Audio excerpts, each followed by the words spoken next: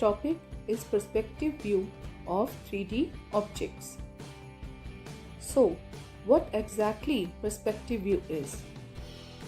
It is the art of representing 3D objects on a 2D surface. Perspective viewing of a 3D object means to know how does it look like in 2D shape. We can notice in the given drawing that the objects get smaller as they move away from the observer. For example, if we look at full moon in the sky, it looks like a small ball. It is only because of its very large distance from our eyes.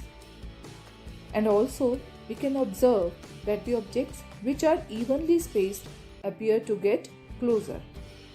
Lastly, we can notice that the parallel lines of the road appear to meet after some distance. That is point P, and this is called vanishing point. Why do these lines appear to meet at a point? The viewing position is called the eye point. The rays from the eye point at a given distance form angles. These angles keep on decreasing with increasing distance from the eye point. At a certain distance, the angle becomes 0 and the parallel lines appear to meet. This is the vanishing point. Now, let's study the different perspective views of a cube. You all must have observed that whenever we see an object from different angles, we are able to see different faces of the same object. Let's take the example of a cube. Here, this red line is known as the horizon. That is the level at which a viewer sees an object. This is also known as the eye level. If we see the cube from the horizon, its vanishing point will be in the center of the smaller square. That is the point O. When the cube is above the level of horizon, we are always able to see the bottom face.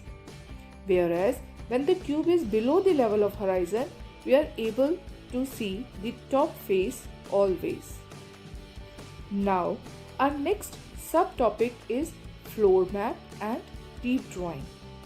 A floor map shows the position of windows and doors in a house or a building.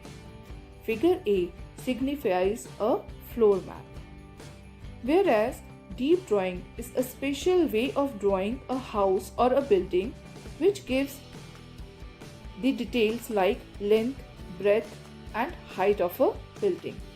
Figure B signifies deep drawing. Students, now I'll be showing you some perspective drawings that you can practice. You can write your name, draw scenery or any shape. I hope you understood the concepts taught. Thank you.